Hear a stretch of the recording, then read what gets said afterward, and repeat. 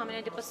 զինվորական ծառայությունից շատ օլիգարխների, շատ քաղաքական գործիչների որդիներ եւ թոռներ խուսափեցին։ Ավելի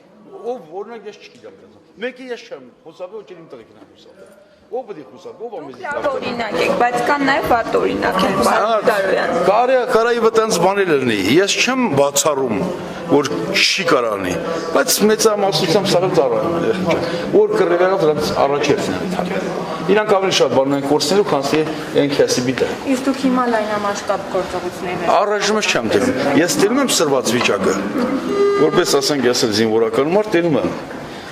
Բայց ինձ չի թվում Ադրբեջանը ռիսկ անեթա դրան, որովհետև ինքը հետո դրատակից դուրս չի գալու։ Նախ Ադրբեջանի ներքին քաղաքական վիճակն է շատ լավ, շատ ահավոր սրված։ Այնպես չի, որ Ադրբեջանում ամեն ինչ լավ է։ Ադրբեջանցին լավ գիտի պատերազմի ժամանակ, երբ որ ներքաղաքական վիճակը իրանց մոտ լավ չէ, այս սա պարտությունների արդյունքն է։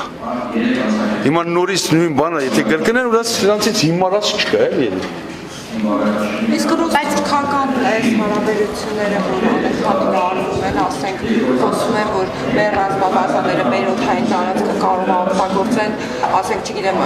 ռուսներն էլ այդ Ոչ թե ասում են, բայց իրենց օգտագործենք էլ։ Հիմա մեր բազարեն ինչքան հզորացեք, հզոր մարդուց են վախում։ Ինչքան շատ զենք բերան լցան մեր մոտ, այնքան մենք ապոված կնենք։ Որ ռուսել չկրվի զենքով մենք կկրվենք հաստատ։ Թուրքական բանակը Եվրոպայում երկրորդ բանակն է, ասենք։ Թուրքական բանակը բարոյալքված բանակ է, դա ասում են ասելու համար։ Թուրքական բանակը այնա քրդերը չի կարող կրվի։ Հենց իր մեջ Թուրքիայում ամեն օր պարտություն է կրում։ Թուրքական բանակը մի վաղ այո, ճիշտ է, կանոնավոր նորմալ բանակ է։ Բայց հիմա իրանք էլ են իրենց բանակը դերակրում։ Այսինքն որ տարբեր արևոքակվում թողած գործեր կիսատ։ Դա սկսում է։ Այսինքն կարող է սկսվել։